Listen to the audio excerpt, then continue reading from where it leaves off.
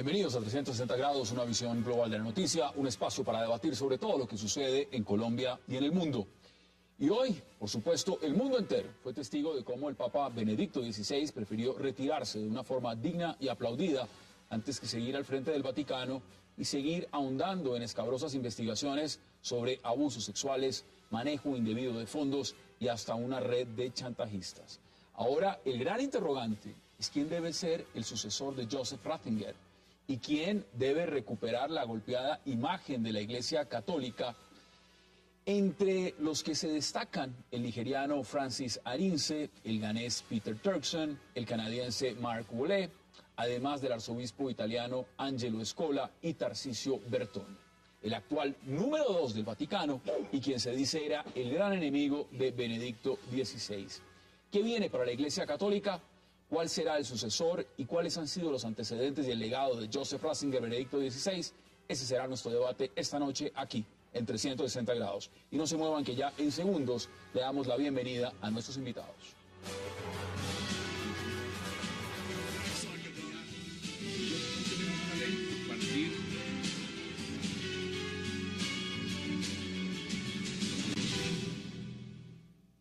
Y qué placer darle la bienvenida esta noche a 360 grados a Noelia Vizcarra, a Javier Loaiza, a Miguel Benito y por supuesto a Marcos Pekel. Gracias por aceptar la invitación y qué gusto tenerlos en esta mesa. Buenas noches. Bueno, Noelia, empiezo con usted. El Papa Benedicto XVI dijo adiós, ya lo que entramos es en una nueva etapa, hay una silla vacía en el Vaticano y evidentemente las preguntas son muchas y vamos a tratar de debatirlas en toda esta hora. ¿Cuáles cree usted que fueron las razones de peso de todo lo que se ha especulado, de lo que se ha hablado y lo que ha dicho el propio Benedicto XVI por el cual se retira de su papado? A mí me gustaría pensar que es una razón personal, que se ha encontrado sin fuerza para seguir adelante. El problema es ¿por qué? Porque no es solo un motivo físico. Quizá ha pesado pues, todos los escándalos en la banca vaticana, el Vaticanleaks, los problemas de los abusos sexuales, que la Iglesia no acaba de hacer frente o saber cómo hacer frente. Yo creo que esos son los principales problemas. Luego, el catolicismo está a lo mejor sumido en una gran crisis, las vocaciones no llegan, Europa... ¿Hay crisis de fe? Crisis de fe. De hecho, este año es el año de la fe promulgado por este Papa. Entonces... Miguel, bienvenido. ¿Usted cómo lo percibe? Ya tuvimos la oportunidad de sentarnos acá una vez y hacer un análisis muy interesante ese día, pero vuelvo y se lo pregunto. Ya se ha ventilado mucho más. ¿Cuál cree usted que son las razones de peso? No, yo insisto en que evidentemente las razones físicas, ese agotamiento, ese cansancio, que es un agotamiento derivado de las responsabilidades del cargo y también de las peleas internas, si se quiere. Pero finalmente lo que causan ese agotamiento, ese desgaste del Papa, que en un momento determinado decide ya no seguir. Marcado también por otras cuestiones. O sea, el hecho de que el Papa actualmente no pueda vivir encerrado en el Vaticano. O sea, es un Papa que tiene que vivir de cara al mundo y cada vez más de cara a Latinoamérica, de cara a África. Usted insiste, es un tema físico. Sí, físico. O sea, físico dentro de ese desgaste que tiene que ejercer el poder y que implica pegarse con Bertone, implica sufrir el Vatileaks, implica sufrir todas esas cosas, pero eso lo que es ese agotamiento físico que hacen que él no se sienta con fuerzas, que Ratzinger no se sienta con fuerzas de seguir asumiendo eso. Y hay un Papa que tiene que estar abocado a ser viajero. O sea, sobre todo, además... con la diplomacia, tiene que moverse. Tiene que moverse y tiene que ir donde están sus fieles. No solamente el tema de que sea un teólogo, sino que tiene que ser un diplomático. Claro, y tiene que ir donde están los fieles, que ahora mismo es más en Latinoamérica, más en Estados Unidos, más en África, menos en Europa. Un Papa encerrado en Europa no hace nada. Bienvenido. Buenas noches a toda la audiencia. Hoy es un día histórico. El simple hecho de la renuncia o abdicación de un papa ya es histórico. Este día será recordado hoy, 28 de febrero de 2013, como un día que seguramente va a tener mucha influencia en la Iglesia por el hecho de que un papa se retira de su misión en buena salud. Yo no quiero ponerme a especular de las razones, yo creo lo que Benedicto XVI dijo. Pero lo más interesante, desde que él anunció que se retiraba hasta su último discurso hoy, ha soltado unas frasecitas que a uno lo cogen. Ayer dijo que le tocó navegar por aguas turbulentas. Hoy dijo que tuvo momentos oscuros. Todo eso lo pone uno a pensar. Pero en últimas creo que se retiró por las razones que él adujo de cansancio, de que haya un papa más vigoroso y más joven para regir los destinos de la Iglesia Católica. Y ya vamos a ver si ese es el destino. Javier, bienvenido antes de que hagamos declaraciones de Benedicto XVI. ¿Cuál es su opinión? ¿Por qué se va? A unos dicen que es cansancio físico, otros dicen que es un cansancio moral, psíquico, otros dicen que es el tema de la corrupción. Evidentemente son muchos los elementos. ¿Usted qué considera? Yo creo que hay efectivamente una conjunción de fenómenos, por decirlo así. Yo creo, como dice Miguel, que efectivamente él está con dificultades de salud. El Papa, como un abogado o como un ingeniero o como cualquier empresa o corporación u organización, tiene que hoy salir a la calle a buscar los clientes y no puede quedarse allí encerrado, y él tiene dificultades seguramente por el tema de salud. ¿Pero no estuvo Juan Pablo II y siguió hasta el final? Pero además Juan Pablo II pues arrancó mucho más joven y armó una agenda muy grande y dejó además un punto muy alto, se le conocía como el Papa Viajero. Y entonces él, Benedicto, ahora a la edad que tiene y en las circunstancias que tiene y con un papado tan corto, pues seguir ese punto es muy difícil, pero se confluyen. Ese es un factor, pero hay todos los otros factores también de la corrupción, de los manejos de los dineros, de lo eso. Pero hay un factor fundamental muy importante, y es que el mundo cambió. El mundo de hoy es absolutamente distinto. El mundo de hoy es un mundo urbano, un mundo intercomunicado, un mundo laico. O sea, la gente tiene una profesión de fe, la gente cree... Pero los musulmanes siguen creciendo, ¿ustedes están de acuerdo? La gente cree... No, pero que es un mundo laico. Una parte importante del mundo, o sea, va creciendo en formas laicas. Mucha gente es, en este caso, bautizada, pero no ejerce. En el caso católico, por ejemplo, en muchas partes es mucha la gente. Cada vez menos la gente cree en los temas de la disciplina religiosa, y la Iglesia sigue teniendo unas posturas dogmáticas fuertes que a mucha gente no le gustan. Vamos a debatirlo. Veamos antes declaraciones. Hay una crisis y lo está reconociendo el Papa. Veamos declaraciones.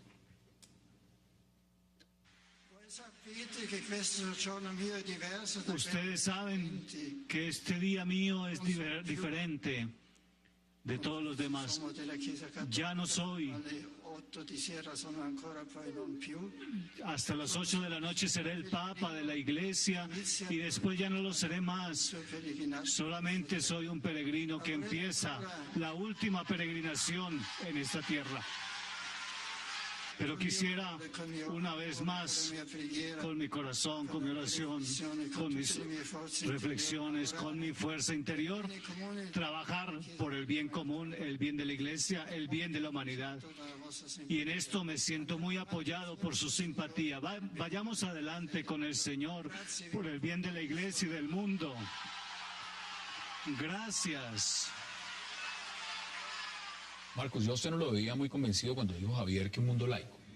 Mire, Hassan, si uno toma estadísticas reales que hemos hecho nosotros en la universidad para volver a ver esos vínculos que alguien pensó que se habían deshecho entre la religión y la política, a comienzos del siglo XX, en encuestas que hicieron más o menos el 50% de la gente del mundo se consideraba observante, y a fin del siglo XX esa cifra había sido un 65%.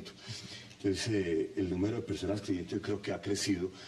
Las religiones son instituciones y la fe es la fe. Entonces aquí puede haber una discrepancia entre lo que la gente cree y lo que una institución con jerarquías y con personas que representan esa jerarquía pueden otorgarle. Pero yo pienso que no estoy tan seguro que el mundo sea tan laico como se dijo. No estoy tan seguro que la religión no tenga la influencia que la gente está pensando que no tiene. Pienso que sí tiene muchísima influencia en el Estado, en la política, en las relaciones internacionales y en la vida de las personas. Aquí lo vemos con el tema del procurador en Colombia. ¿Cómo les parece a ustedes, por ejemplo, que puede significar el vínculo religión-política? Bueno, por poner un ejemplo, ahora en Italia la religión y la política en ambos casos está vacío, ¿no? El poder eclesial, el Papa se ha retirado y no hay todavía un presidente. No hay gobierno. Claro, no hay gobierno. Y el presidente napolitano no está claro que renueve ahora que le toca, creo que en mayo. Entonces, ahí parece que hay como un... Eso es bien interesante. Ahora, yo se los pregunto también, Miguel, porque hay una coyuntura. Y Marcos planteaba el tema de la fe, pero no solamente es la fe, es el tema político, es la institución de lo que es el Vaticano. ¿Qué tanto el tema de los casos de pederastia afectaron directamente este papado en particular. No hablo del de Juan Pablo II porque también se dieron durante ese momento, pero este papado en particular. Evidentemente este papado ha arrastrado todos estos problemas y no ha sabido afrontarlos quizá, digamos eso que en gestión de crisis te dicen, reconócelo, asúmelo, y es el primer paso para empezar a recuperar tu imagen. Bueno, eso una institución, una jerarquía, como decía Marcos, como la de la Iglesia, le ha costado y le está costando aceptar esas cuestiones y ser capaz de purgar, incluso de presentar penalmente esos casos. O sea, ¿Eso ha sido uno de los grandes problemas? Ese es uno de los problemas, pero en ese sentido las crisis que ha enfrentado la Iglesia durante el papado de Benedicto me parecen, dentro de lo que es la historia de la Iglesia, crisis muy menores. Es decir, una institución que se ha visto sometida a cismas, a reforma, contrarreforma, a papas Borgia, en fin, a todo eso. En esa dimensión, esta es una crisis menor. Lo que pasa sí que... En un mundo distinto. Eso es, en un mundo distinto. En un mundo distinto, pero que estas crisis lo que suponen es no un desafío a la existencia de la Iglesia, sino una pérdida de credibilidad, de confianza. En el sentido de los propios fieles. En Estados Unidos se está perdiendo el 20% de creyentes en la Iglesia, solo en la Iglesia Católica. Solo en la Iglesia Católica. Y en ese sentido también es importante los datos que manejamos sobre la fe, porque mucha gente lo que hace no es renunciar de la Iglesia, sino irse hacia otros cultos, hacia versiones del catolicismo más rigoristas. Entonces, esa desaparición de la fe es muy relativa. Es que yo le digo una cosa, Hassan, la Iglesia Católica tiene una historia absolutamente fascinante, es una institución que lleva 2000 años, que siempre ha estado en crisis, ya sea una crisis A, una crisis B, una crisis C, ya sea división, ya sea lo que sea.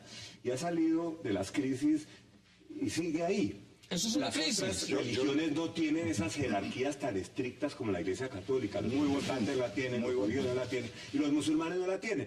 Entonces las cosas no se manejan con tanta centralidad como la Iglesia, entonces no tienen la visibilidad que tienen los temas de la Iglesia. Pero precisamente es que el Papa está reconociendo que hay una crisis y la crisis no es solo de la Iglesia, sino que es que las tres instituciones, digamos que en la sociedad practicante se mantienen tres instituciones que siguen siendo jerárquicas y verticalistas.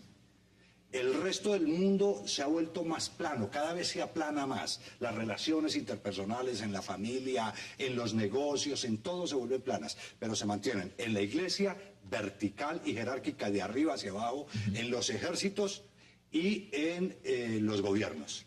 En particular en todos estos. Entonces a mí lo que me parece muy interesante, que está haciendo un aporte singular este Papa Benedicto XVI, es que, pues de hecho, él es un líder y es un referente para más de 1.200 millones de personas. Eso es como un quinto de toda la población del mundo. Y está planteando un elemento dentro del liderazgo del siglo XXI. Está mostrando que un líder no es imprescindible, que puede ser prescindible y que incluso el hecho mismo de retirarse puede generar un sacudón para que esa organización sea capaz de buscar su renovación. Vamos a la pausa y ya regresamos en 360 para seguir debatiendo, por supuesto, sobre la partida de Benedicto XVI.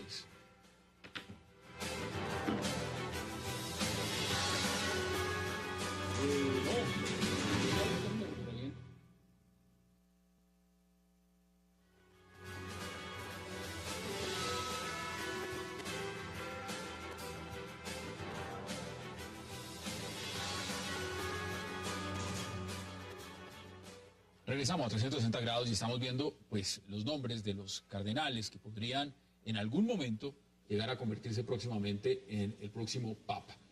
Tarcisio Bertone, han dicho, es uno de los más opcionados, número 2 en el Vaticano en este momento, el hombre que tiene el poder ahora que salió Benedicto XVI, y además es catalogado como su gran contradictor. Debido a Bertone, supuestamente, y los bertonistas, Benedicto XVI no pudo adelantar grandes reformas, cambios dentro de la Iglesia Católica. Y ahí quiero ir con ustedes, porque vamos a ir mirando los escándalos y lo demás, pero a mí me interesa mucho el juego político del Vaticano.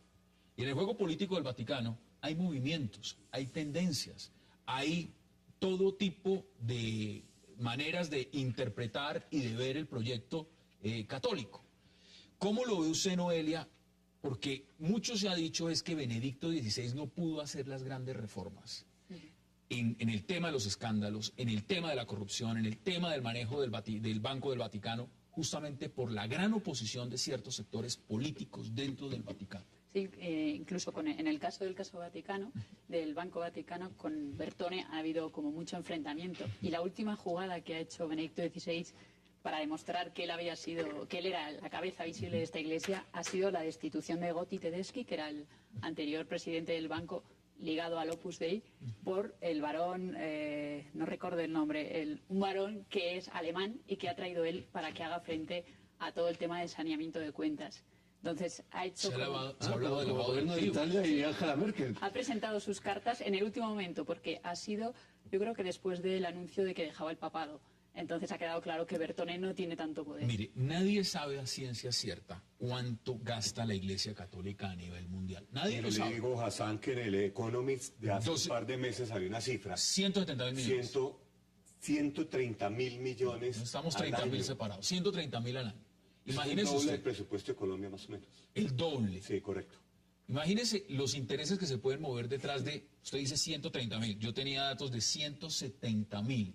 Los intereses que se pueden mover detrás de 170.000 millones de dólares. Un estado de 4.000 habitantes. 170.000 millones de dólares al año, correcto. Un estado de 4.000 habitantes. De 45 hectáreas. Sí, pero resulta que mucha de la plata la mandan algunas de las parroquias pobres en África, algunos tal vez en América Latina, pero es una plata que no hay ningún control. Allá no hay IAS, como tenemos en Colombia, y aquí no funciona. No, allá no. Imagínense, allá se llaman las asustadurías. Por eso, exacto, Es decir, allá ni siquiera eso hay. allá no hay una superfinanciera, allá no hay una bancaria, eso no existe. Es decir, una DIAN. Y recuerde, Hassan, que hace poco los bancos italianos no están aceptando las tarjetas de crédito del Banco Vaticano. Resulta que hay problemas de liquidez, entre otras, por las indemnizaciones que ha tenido que pagar la Iglesia por los temas de pederastía. Ya van en 2.500 millones de dólares que sabemos. Que son acuerdos que van a tener que pagar, para evitarse litigios legales. Sí, exacto, comprar el silencio, digamos así. Comprar silencio, exacto. Repítame la cifra, 2.500 millones de dólares. ¿Cómo hizo el tema del Banco del Vaticano? Porque aquí estamos hablando de cifras. Marcos Pekel dice, eso es más que el presupuesto de Colombia. No, el tema del Banco Vaticano es uno de los grandes pozos sin fondo de la Iglesia Católica y de los grandes, realmente, generadores de problemas. Porque el Banco Vaticano no viene teniendo problemas desde ayer. Juan Pablo I, Banco Vaticana, mafia, todos hemos visto los primos del padrino. Es decir, eso está ahí. Entonces, esa ausencia de control que es quizá inevitable en una institución como la Iglesia Católica, ¿no? Una institución tan tradicional, el trono y el altar. Yo tengo una hipótesis. Son capaces de modernizarse en ciertas cosas, pero es un paso necesario. Yo tengo una hipótesis, es que el Vaticano, claro, los cardenales que están allá, amigos del Papa y todo lo que sea, los cercanos, son una cosa, pero todo lo que son los mandos medios e inferiores son gente italiana. Y ahí hay, como en cualquier estado, Alvin Toffler habla del tercer gran partido nacional burocrático en todos los países. El gran partido. ¿Usted está diciendo que ahí hay uno? Ahí hay una burocracia, y es una burocracia italiana.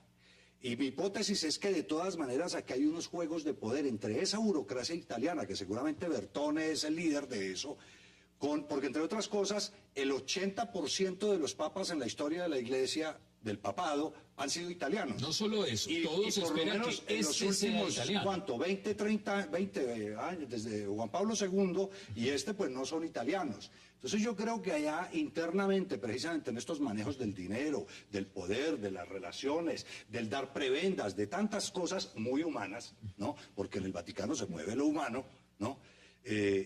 Allí tiene que estarse moviendo unas corrientes muy fuertes, y es precisamente lo que se atribuye y lo que se dice que representa Bertone.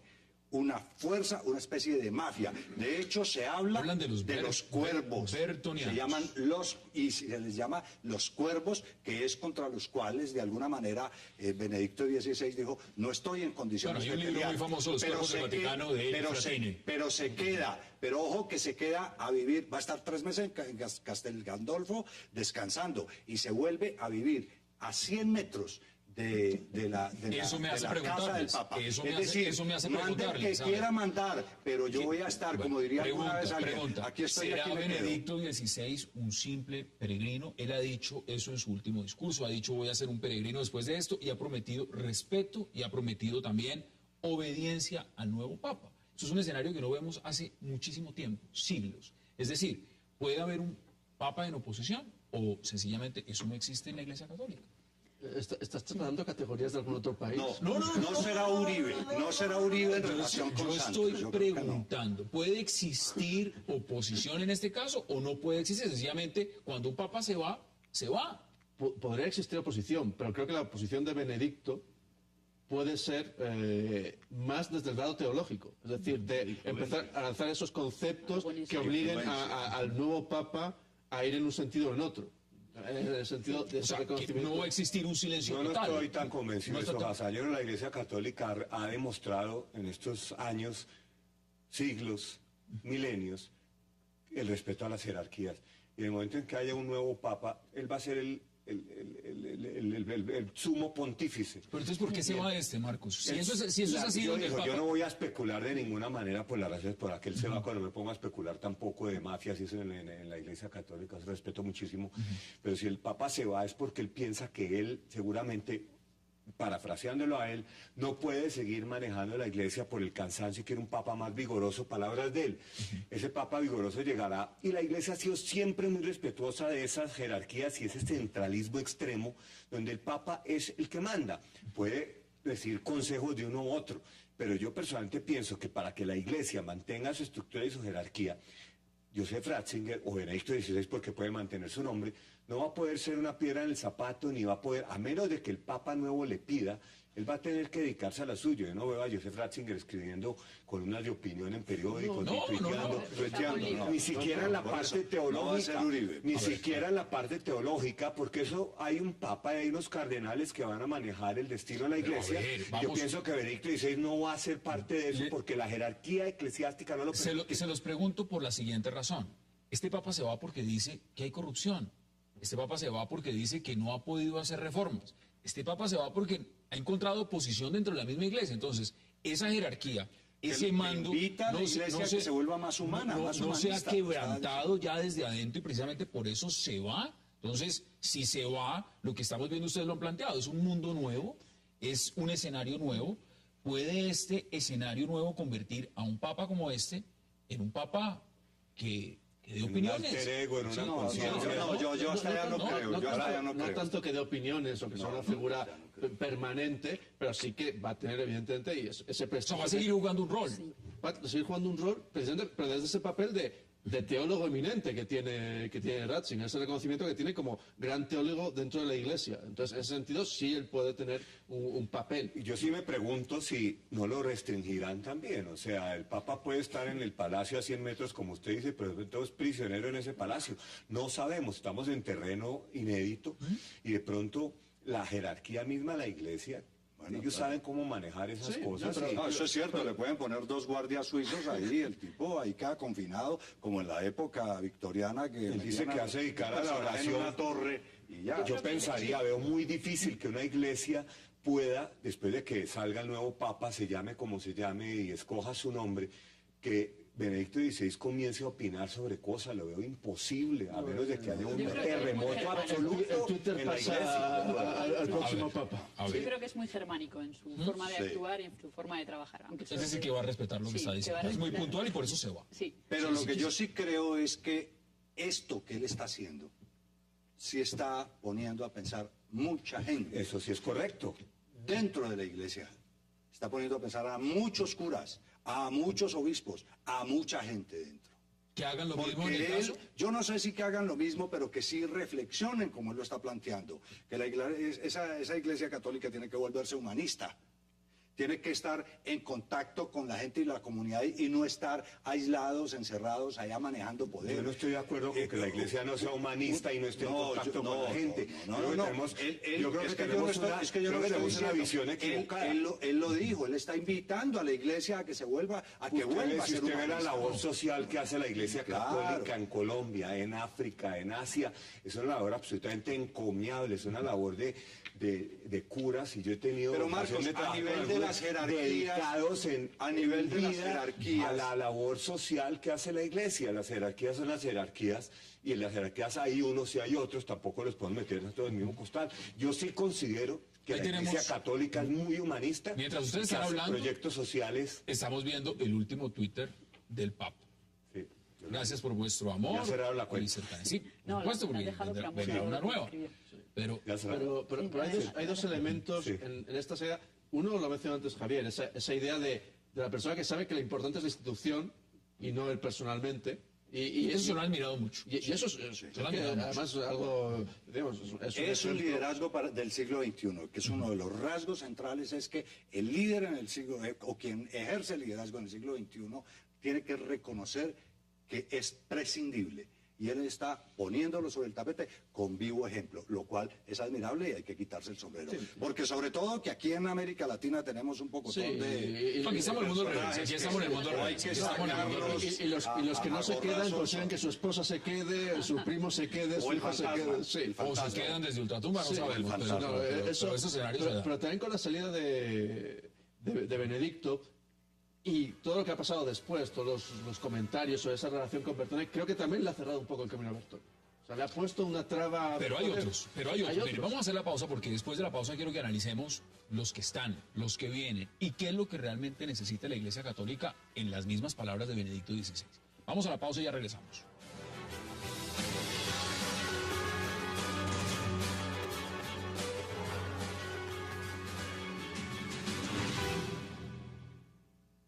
Voy a la última reunión con el Santo Padre.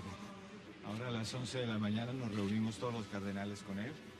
Será una despedida indudablemente llena de afecto, de cariño del Santo Padre, de agradecimiento por su trabajo invaluable durante este tiempo y también al mismo tiempo a recibir instrucciones acerca de cómo será el proceso que habrá que vivir hasta el cónclave. Regresamos a 360 grados. Noelia, uno de los puntos importantes es lo que viene en el cónclave, y es decir, ¿qué va a salir de ahí? ¿Cuál cree usted que son esos conceptos, esos requisitos? Porque Benedicto XVI ha sido claro y ha dicho, yo creo que debería de apuntarse en esta dirección. ¿Qué características ve usted en el próximo Papa? Uy, las que me gustaría no creo que se correspondan. ¿Cuáles son?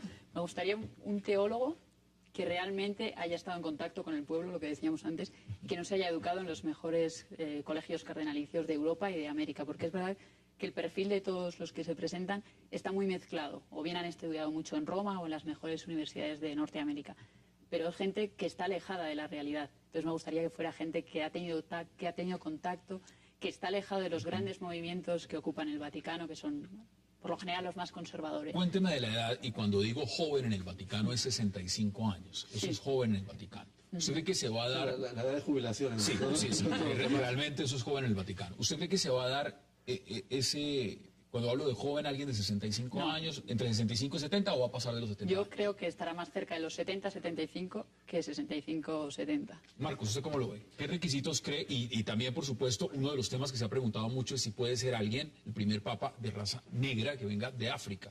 ¿Usted considera que esos requisitos, Peter Turkson, que estamos viendo ahí de Ghana, sería uno de esos candidatos? Yo, Hazard, me pregunto, se supone que cuando el cónclave comienza, los cardenales no pueden hablar entre ellos ni hacer campaña. Yo me pregunto con base en qué criterios deciden. Porque yo veo todo el mundo especulando. La verdad es de que Benedicto XVI anunció su retiro. La especulación ha sido por todos lados de todos los temas posibles, humanos y divinos. Y yo la verdad me confieso que no puedo decidir cuáles son esos requisitos, ni qué es lo que los cardenales están pensando que debe ser la persona, mire, ser humano le doy ejemplos, que va a heredar. ¿Italiano o extranjero? Uno. Joven, cuando hablo de joven, repito, 65 a 70 años o no. De ¿Raza negra o no? ¿Que venga de África, de Asia, o por ejemplo que represente a América Latina o los Estados Unidos? ¿O que sea italiano, que son los requisitos fundamentales, como están diciendo hoy en día?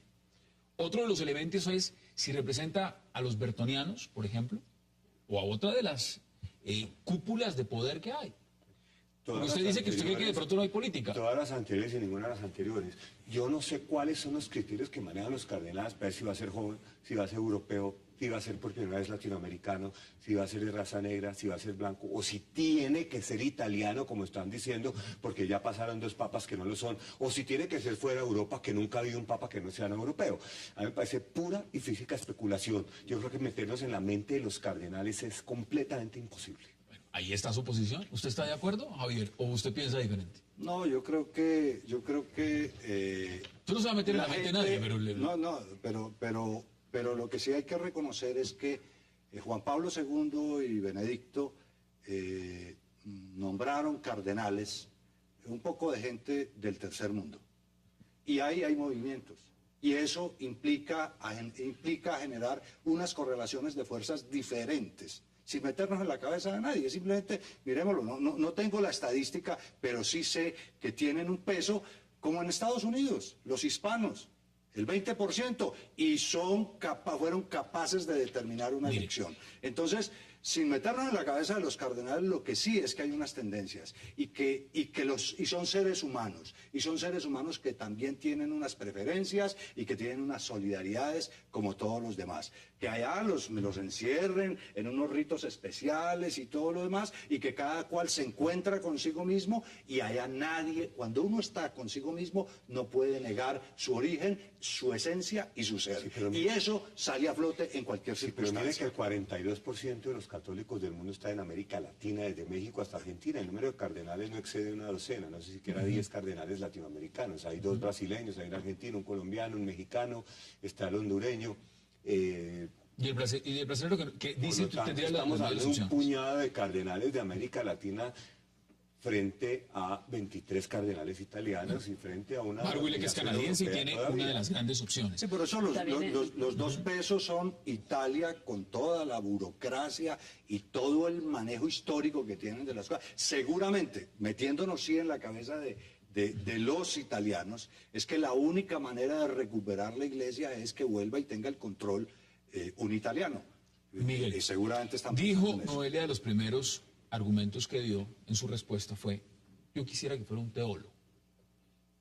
Ratzinger era catalogado un teólogo, a diferencia de Juan Pablo II, que era un político. ¿Usted cree que en este momento la Iglesia Católica, en este escenario en que se encuentra, donde se habla de una crisis, de un tema de corrupción, de malos manejos, escándalos sexuales y demás, necesita un teólogo o necesita un político? Creo que necesitamos un político. Creo que necesita una imagen, por así decirlo, recuperar ese momento de ese Wojtyła que llega, ese papa viajero permanentemente, enormemente carismático, enormemente capaz de llegar a eso, todas partes de todas las regiones del mundo y hacerse comprender y hacerse sentir, ¿no? En ese sentido, creo que esa cuestión de cara al exterior es ahora quizá más importante, o es tan importante como la otra, porque claro, la otra tenemos la parte de Ratzinger intentando hacer unas reformas que no avanzan. Para eso quizá un teólogo fuera una persona más óptima, porque puede dar los conceptos sobre los que avanzar esas reformas, pero de cara a esa otra parte que dejó Ratzinger, que es la reevangelización, es más importante una figura quizá de un político. Miren, hay un tema que no hemos hablado y tiene que ser, evidentemente, se habla de legados. Siempre pasa un periodo, alguien está en el poder y deja un legado. Marcos, ¿usted cuál es el legado que le ve a Benedicto XVI?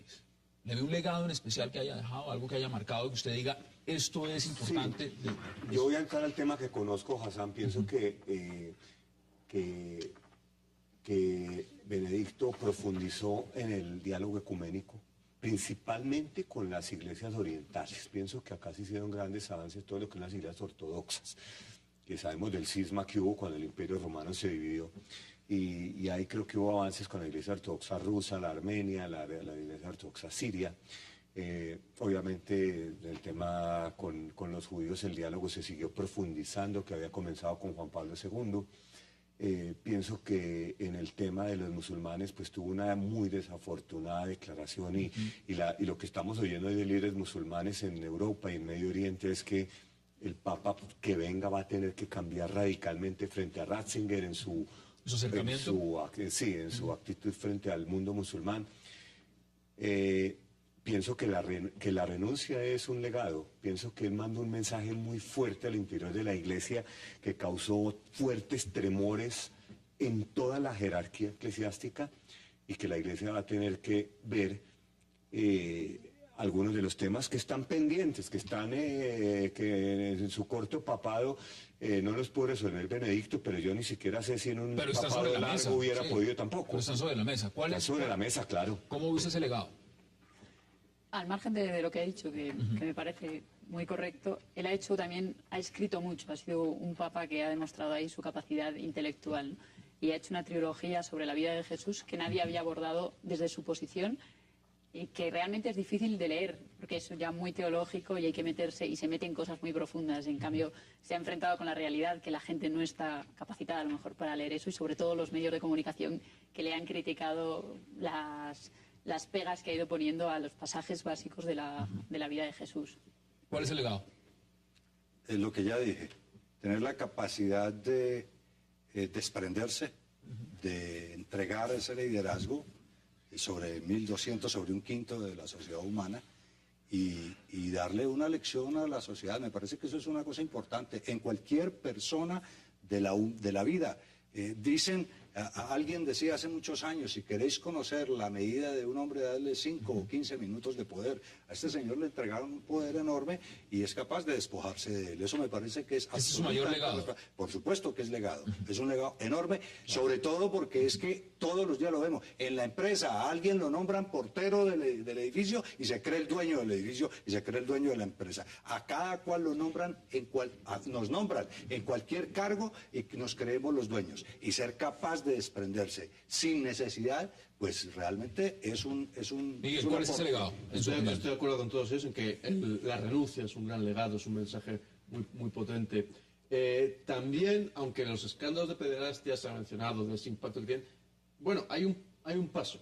Es decir, esa parte de tratarlo como pecado que se resuelve con el perdón, pero eso ya una fase de reconocimiento. Ya hay una segunda fase que es llevarlo hacia el delito y la pena. Pero creo que ahí hay un primer paso también interesante. Bueno, vamos a hacer la pausa y volvemos en cuestión de segundos porque quiero unas preguntas puntuales sobre el tema de lo que es la Iglesia Católica y otras religiones. Vamos a la pausa.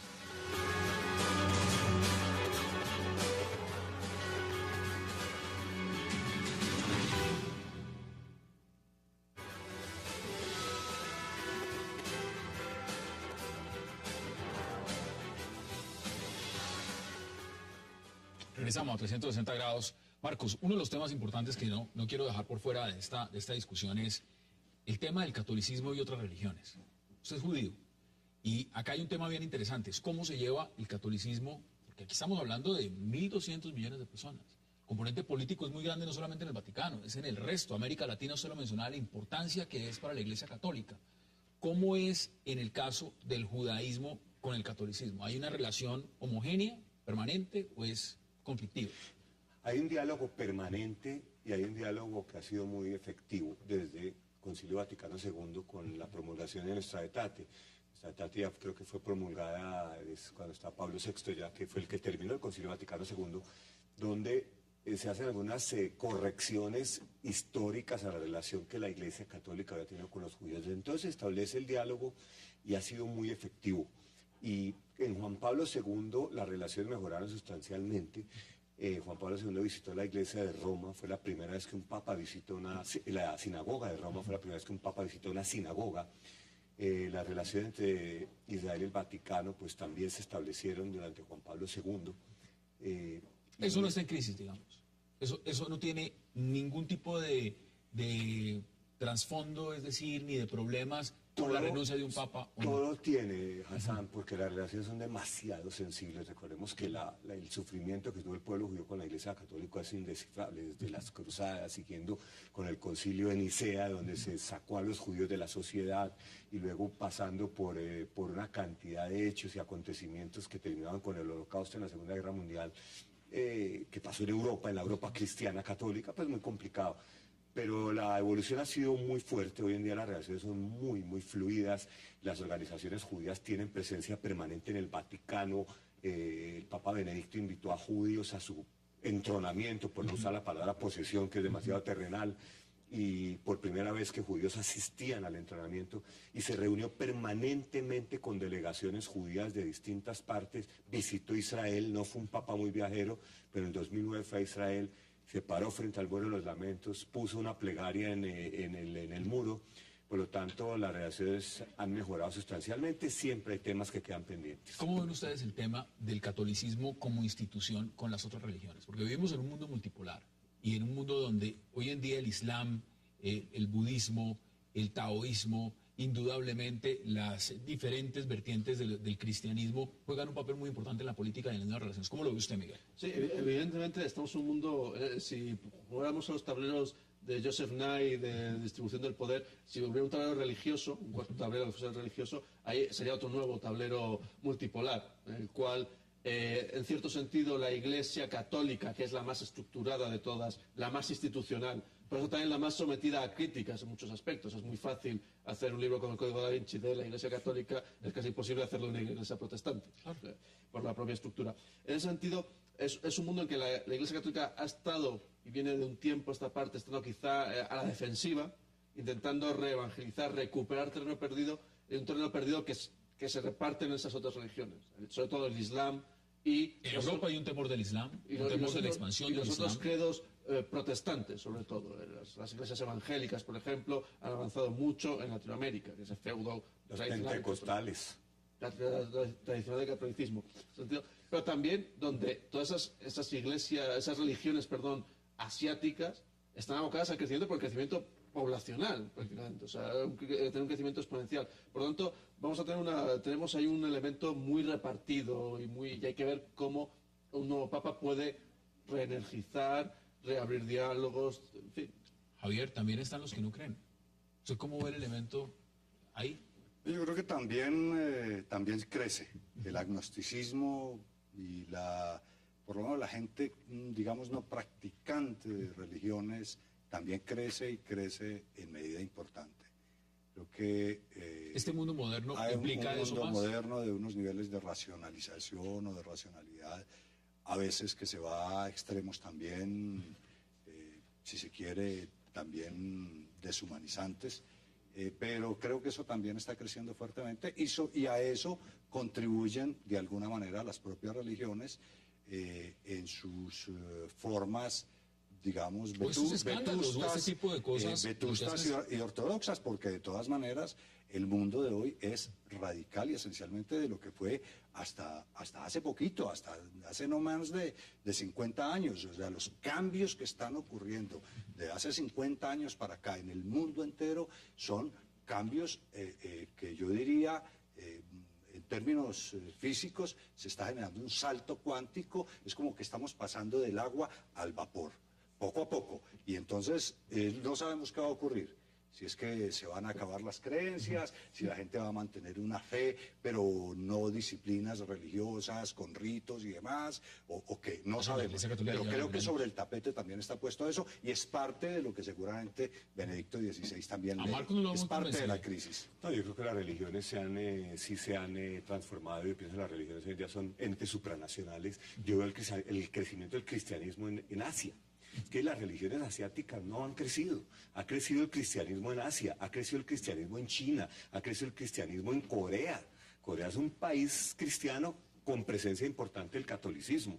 Entonces yo sí creo que las religiones han sabido transformarse, han salido de su ente cultural. El cristianismo salió de su cultura europea a adoptarse a otras culturas en Asia, en América Latina, y pienso que las religiones sí se han adoptado, y pienso que la Iglesia Católica también lo ha hecho, y pienso que las religiones van a estar con nosotros por mucho tiempo más. Deben sus conclusiones, Noelia, para que terminemos este debate.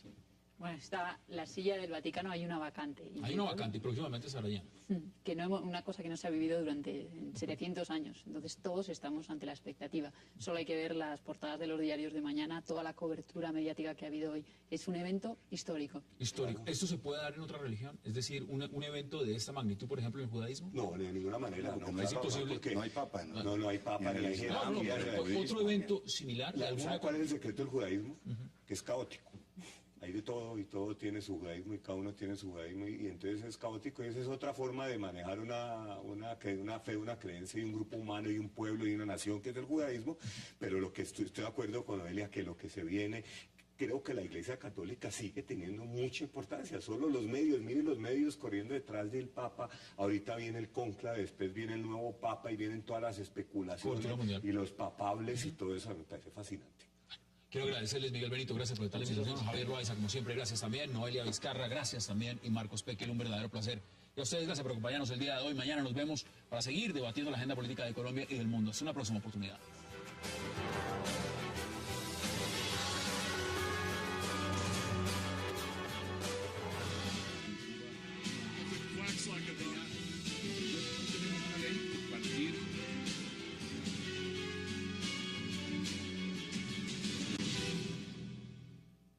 Católico, por ejemplo, en muchas partes es mucha la gente, cada vez menos la gente cree en los temas de la disciplina religiosa y la Iglesia sigue teniendo unas posturas dogmáticas fuertes que a mucha gente no le gustan. Vamos a debatirlo, veamos antes Es decir, declaraciones hay de una Benedicto crisis XVI. y lo está reconociendo el Papa. Veamos declaraciones.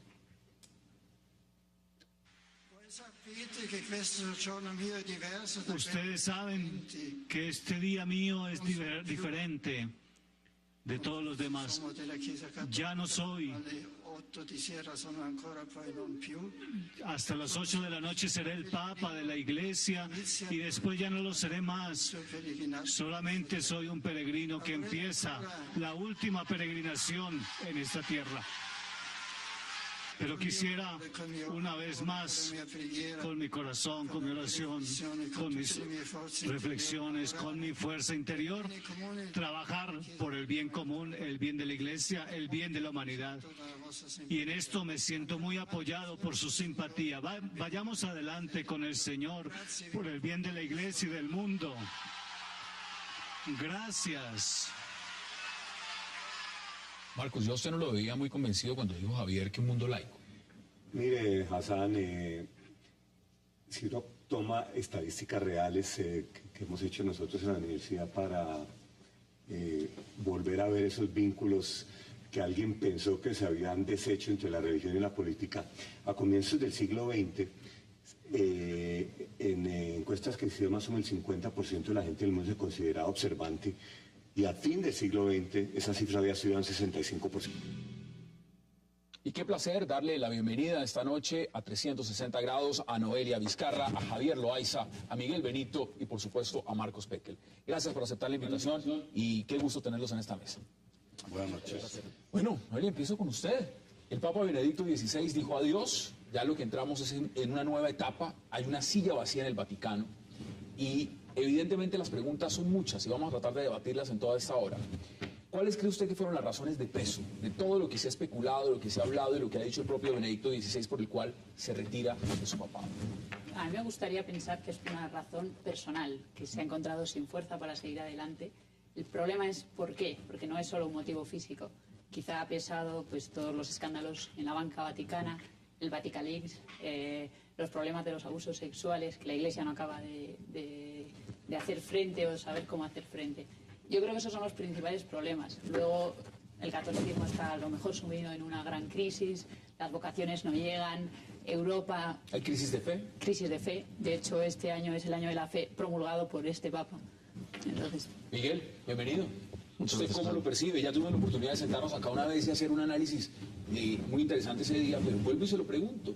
Ya se ha ventilado mucho más. ¿Cuál cree usted que fueron las razones de peso? No, yo insisto en que evidentemente las razones físicas, ese agotamiento, ese cansancio, que es un agotamiento derivado de las responsabilidades del cargo y también de las peleas internas, si se quiere. Pero finalmente lo que causan ese agotamiento, ese desgaste del Papa, que en un momento determinado decide ya no seguir.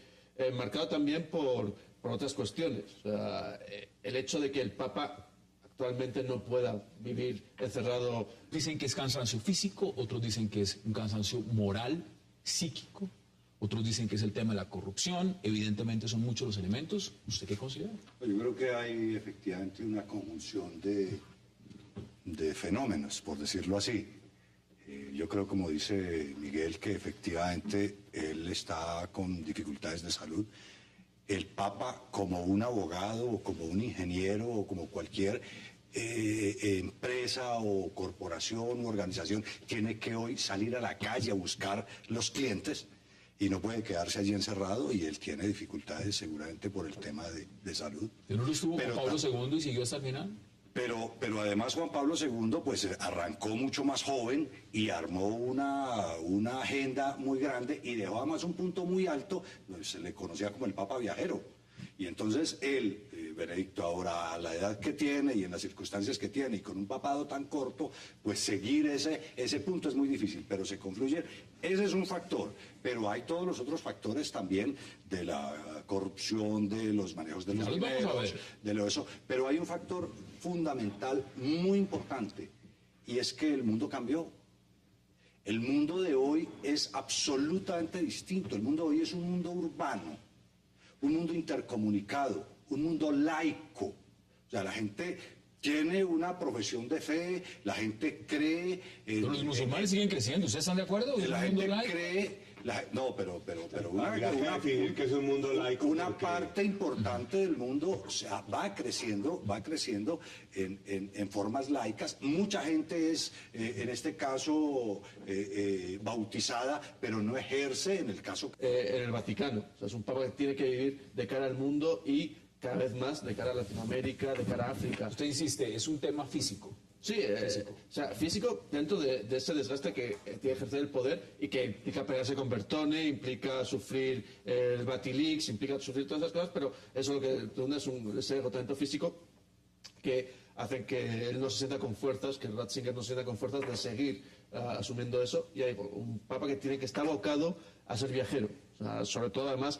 con la diplomacia, tiene que moverse. Tiene que moverse y tiene que ir donde están sus fieles. No es solamente el tema de que sea un teólogo, sino que tiene que ser un diplomático. Claro, y tiene que ir donde están los fieles, que ahora mismo es más en Latinoamérica, más en Estados Unidos, más en África, menos en Europa. Un papa encerrado en Europa no hace nada. Bienvenido.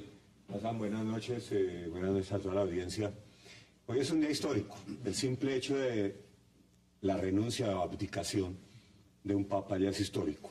Este día será recordado hoy, 28 de febrero de 2013, como un día que seguramente va a tener mucha influencia en la Iglesia por el hecho de que un papa se retira de su misión en buena salud. Yo no quiero ponerme a especular de las razones, yo creo lo que Benedicto XVI dijo, pero lo más interesante, desde que él anunció que se retiraba hasta su último discurso hoy, ha soltado unas frasecitas que a uno lo cogen. Ayer dijo que le tocó navegar por aguas turbulentas. Hoy dijo que tuvo momentos oscuros. Todo eso lo pone uno a pensar. Pero en últimas creo que se retiró por las razones que él adujo de cansancio, de quiere que haya un papa más vigoroso y más joven para regir los destinos de la Iglesia Católica. Y ya vamos a ver si ese es el destino. Javier, bienvenido. Antes de que veamos declaraciones de Benedicto XVI. ¿Cuál es su opinión? ¿Por qué se va? A unos...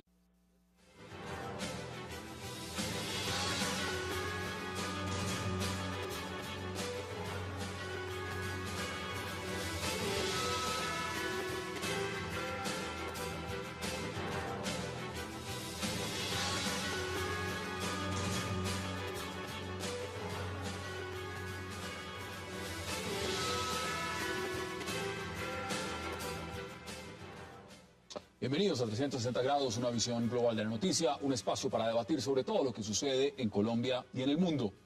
Y hoy, por supuesto, el mundo entero fue testigo de cómo el Papa Benedicto XVI prefirió retirarse de una forma digna y aplaudida antes que seguir al frente del Vaticano y seguir ahondando en escabrosas investigaciones sobre abusos sexuales, manejo indebido de fondos y hasta una red de chantajistas. Ahora, el gran interrogante es quién debe ser el sucesor de Joseph Ratzinger y quién debe recuperar la golpeada imagen de la Iglesia Católica Entre los que se destacan, el nigeriano Francis Arinze, el ganés Peter Turkson, el canadiense Mark Wole, además del arzobispo italiano Angelo Scola y Tarcisio Bertone, el actual número 2 del Vaticano y quien se dice era el gran enemigo de Benedicto XVI. ¿Qué viene para la Iglesia Católica? ¿Cuál será el sucesor y cuáles han sido los antecedentes y el legado de Joseph Ratzinger, Benedicto XVI? Ese será nuestro debate esta noche aquí, en 360 grados. Y no se muevan que ya en segundos le damos la bienvenida a nuestros invitados.